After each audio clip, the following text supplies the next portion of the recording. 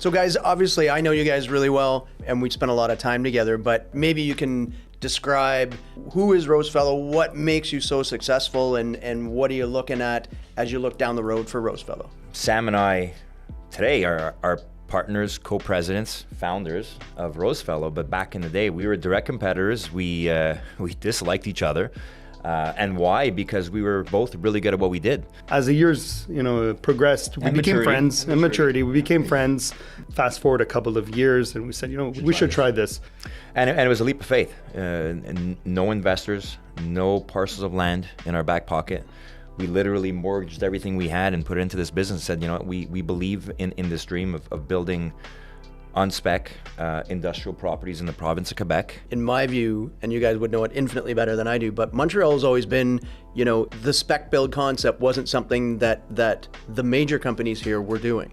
But if when you go to the GTA, when you're in Calgary, those markets, there were, and you had because you had a wide breadth of developers in all of those markets. Some of them big pension funds, some big privates, but spec building was a thing. It wasn't everything, but it was a thing, where in Montreal it wasn't. And I think then with the early days when we met together and you guys are like, we're going to spec build, right? We're going to do this because we see an opening and no one else is doing it. Whenever you're trying to change something, right? And I remember having discussions with the FIC guys going, okay, are we going to do everything? And I think between our two groups, we were like, okay, let's see how this goes, right? And we'll make decisions as we go. But I really do think that decision and the decision to keep doing it is really in Montreal what sets Rosefellow apart. We met with the Skyline Group about 5-6 months after actually our incorporation. So it was clear we had no investors when we started. We started off basically by looking at some projects, putting them together, putting some partnerships together. And I think that's how our groups actually started meeting, which was one of our first developments, which was the property on Reverchon, 151 Reverchon in Pointe-Claire. Where today we have Nespresso Canada. That's one that we presented to you. And I think at the onset right away, it was like, we love the location, we love the area. What are we going to be building here? Well, one of the first things we had discussed was Montreal a big box city? And I remember when we developed the building, a lot of our first discussions were, how are we developing? How does this building become future-proofed? So I think what we ended up with was a 325,000 square foot box that can be subdivided. In hindsight, we could have actually grown the building if we wanted to by another 50,000 square feet almost, if we would have made it a single tenant building. But we looked at it, what does the future hold for that building? And that's what's great about Skyline as well. You look at a project as, how do I future-proof this building? Today, the demand is for 250 to 300,000 square foot tenants, but in 10 years, there may be 4 tenants of 50,000 square feet or 60,000 square feet. And I think that's where the alignment we both have for these different projects. I was driving around with my board yesterday, and a number of the board members were saying, like, it's easy to pick these out because they're the best looking things around. And I think that goes to you guys, right? In terms of that consistency of design and quality and dealing with, with best in class architects and contractors, where you don't need the Rosefellow logo on it because it's evident that it's a Rosefellow building. I think our next development was Notre Dame. Notre Dame was actually an interesting case study for our groups. So one thing Mike and I always did, we didn't just look at, acquiring sites that we could put up larger buildings. We always liked this possibility of offering Skyline and their investors a mixture of types of scale of buildings. So what we loved about Notre Dame, outside of its location, which we'll talk about, was actually the ability to build a smaller building, a 100,000 square foot building, which today in development is actually very, very small. We like that size mix that we were able to offer. What was great about that site, the proximity to the port. We all hear about the demand for warehouse space near the port because they don't have enough of it, and there's nowhere to go. That was, and I remember we're looking at that one, and just as you said, right, it was that bite size, it was the fill in, as we're nearing completion, as we sit here today, right. I think that's been a huge success. And another element here that was key is that even if it was only 100,000 square feet, we still designed it to be a multi-tenant building. Yeah. To future-proof that building that could accommodate a 35,000 square foot tenant as it can one of 100. Another great investment was the West Island property at 6,000 Tican in Pointe-Claire, where today we're honored to say we have Sleep Country, Dormez-vous, and Steve Madden, who've committed to each taking 50% of the building for a total of 275,000 square feet, about to be delivered in the next month.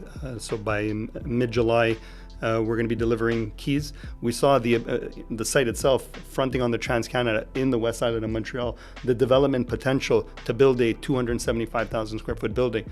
And thankfully that property was leased by the time the seal was up.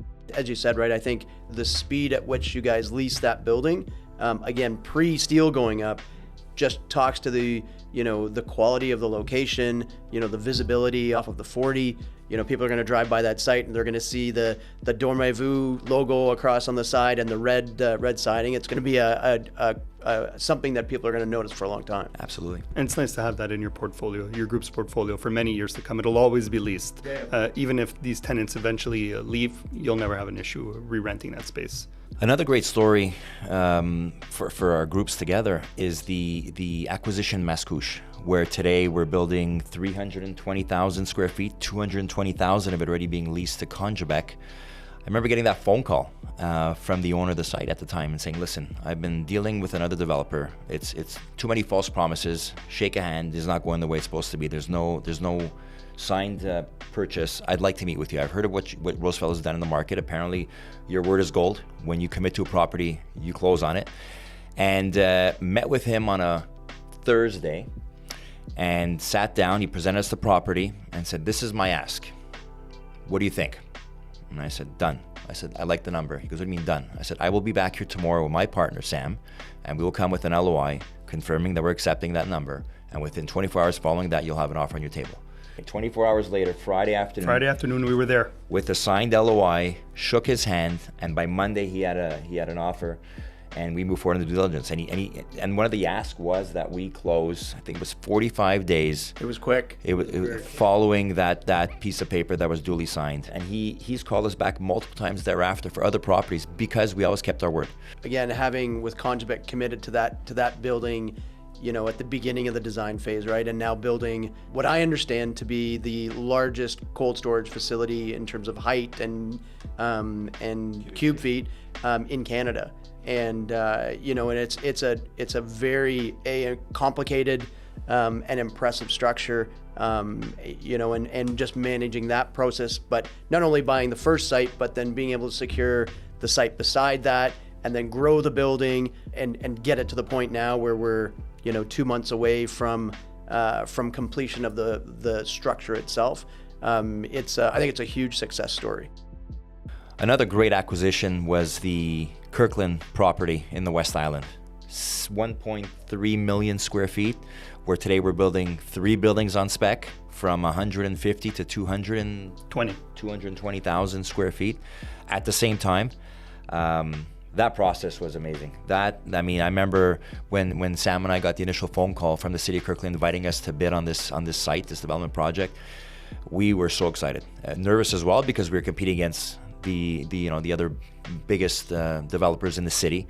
And one thing maybe never were aware of, the way we present sites to the group is once we're close to securing them, we present.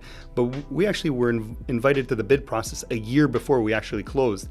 And it was a year to acquire the site. So multiple meetings with the city, many reiterations of our presentations. And Mike and I really went all in to try to acquire this site. There was no limit to the budget with regards to what we were going to spend to bring forth the ultimate package, including videos we did at Cat Films, the presentation decks, the hours we spent. I remember weekends we were at the office with our team putting everything together, and it was never about the actual buildings in themselves. When we presented to the city, and I think that's what stood us apart from everybody else, it wasn't about the buildings, it was about how we were going to deliver the best development to the city of Kirkland, to the neighboring residents. Very cognizant of the residents. The site is adjacent to 47 homes that have been there a long time, never had any industrial neighbors, so they were all worried about who was going to be there, the noise levels, the lighting levels. We spent a lot of time day one talking about the citizens and how we were going to take care of them. And I actually very happy to say we held our groundbreaking ceremony yesterday. Happy that your board of trustees was there. And one of the great comments we heard from everybody at the city was that there's been zero complaints. Probably will be a crown jewel for any portfolio. Carbon zero, which has now become very important, not only in the industry, but I'd say for Rosefellow. And we see that also translating with Skyline, where all of these ideas are becoming important. Not only clear heights and slab loads, carbon zero, LEED designs, the finishes, the parking ratios, the materials being used. The industry's transitioned into this, and we're very happy that Kirkland will be all of that. With the success we had with the province of Quebec together, it was always our goal to look at expanding into Ontario. And we thought it was time, after 2.5 years in business, to start looking at some great opportunities. And we were blessed that Skyline was by our side for that new chapter for Rosefellow. We noticed that a lot of companies wanted to build buildings in Ontario, but actually transact in Quebec. So we always looked at that corridor as being somewhere we wanted to grow. Starting from our acquisitions in Barrhaven together. We also made another impressive one in Canada. And for Rosefellow, this is a market that we want to grow. So we were very happy when we opened up our second fund together, where we kind of brought in the notion of including the Ontario market as something together we'd look at, that Skyline was willing to look at this with us. And Ottawa is a market that, Skyline from the industrial standpoint has been in really since the inception of the trust. We'd sold a lot of the older, smaller bay product going back in 2021 as we kind of transitioned into the more larger, more modern warehousing. So for us, building a position back in Ottawa and in a market where there hasn't been a lot of development. It can be a little challenging sometimes to get development done in Ottawa, but that also, I think, helps to the long-term viability of the asset, right? When the restrictions or the hurdles you have to go through are tougher, once you get through it, the generally less competition. So I think, and that's obvious in terms of the early leasing demand you guys are seeing on the sites. And I think, again, the quality of product that we're contemplating, that we're going to be building there, is again going to be at that top level of what is available in that city. And I think the types of tenants that are already speaking to you guys on that site is evident in terms of what those complexes will be. I can honestly say the Skyline Group is one of the funnest to work with. Getting on the phone with yourself, Mike, and all of your team, Carrie, Lorraine, Dominic, very easy. Emails are answered very quickly, very nimble, very easy and fun to work with. Yeah, and I do think that's why the partnership works really well between Rosefellow and Skyline and fit. It's a quick no or it's a quick yes, and if it's a quick yes, then let's dig into it. And I think that's also why Rosefellow has been so successful. So I always wanted to ask, what did your group see as potential in Rosefellow? Like, it's not common for a group like yours to jump in with a firm that's starting out like Rosefellow. So what did you see at the beginning, at the onset with us, that said, we trust these guys to go into this development?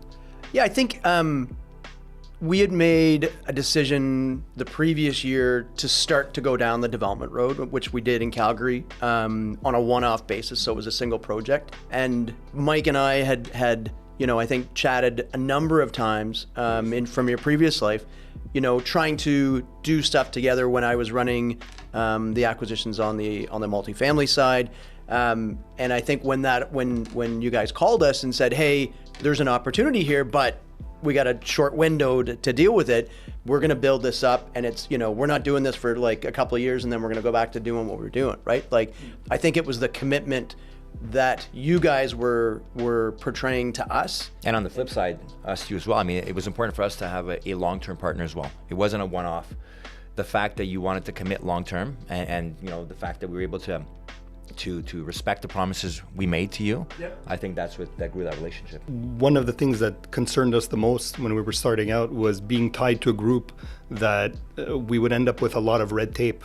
And Mike and I, our success has been able to be nimble and agile by avoiding red tape. And if we got associated with a group that there was a lot of red tape, would have basically halted our development strategy from the beginning. So after a couple of developments that we did together, we saw that that wasn't the case on us. So when we started talking about long-term relationship and partnership with the Skyline Group, it was very easy for us to say, absolutely, let's jump in. And it's funny, I remember having the discussion with Fit as well and yourselves.